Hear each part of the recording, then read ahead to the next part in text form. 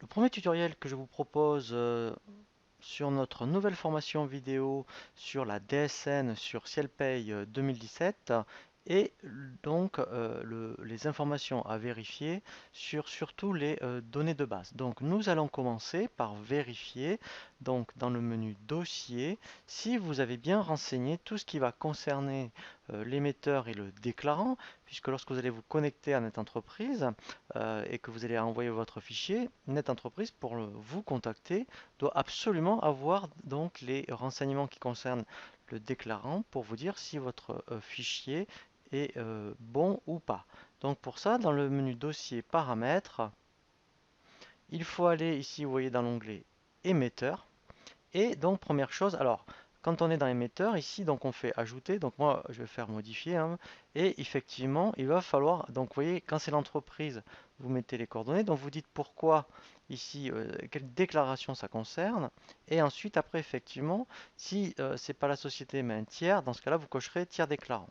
Donc ça c'est la première chose, mais ensuite après effectivement, il faut cocher ici contact émetteur, puisque là aussi, après, c'est grâce à l'émetteur, voilà, où en fait vous allez mettre un mail. C'est grâce à ce mail que NetEntreprise va vous contacter pour vous dire si donc votre fichier est valable ou pas. Et là après, effectivement, vous dites pourquoi, en fait, hein, pour quel type de déclaration vous envoyez NetEntreprise. Donc ça, c'est vraiment la première chose qu'il faut bien paramétrer. Ensuite, ce qui est très important, c'est dans le menu base, il faut bien paramétrer ici au niveau établissement. Voilà, donc ici quand on fait modifier, donc au niveau des déclarations, voilà, donc là en fait, hein, il faut surtout bien indiquer la banque du dossier puisque maintenant vous êtes prélevé au niveau de la DSN mensuelle. Donc en fait, hein, il faut absolument que vos coordonnées bancaires soient renseignées ici puisque dans le fichier DUX, dans les DUX en fait, hein, la banque est indiquée.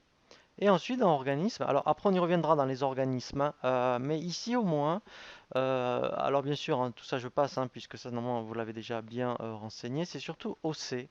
OC ça veut dire organisme complémentaire, et là, en fait, il faut bien affecter tous vos organismes de prévoyance, de mutuelle, voire d'assurance. Donc ça, c'est vraiment la deuxième chose à faire. Ensuite, toujours dans le menu base, donc il va falloir ici bien indiquer votre banque. Voilà, donc là, il faut au moins indiquer votre banque principale. Donc là, il faudra bien mettre ici vos coordonnées bancaires. Voilà, donc ça, c'est vraiment la première étape à vérifier. Et ensuite, donc là, ce que nous allons voir après effectivement un tutoriel sur toutes les informations à renseigner sur les caisses.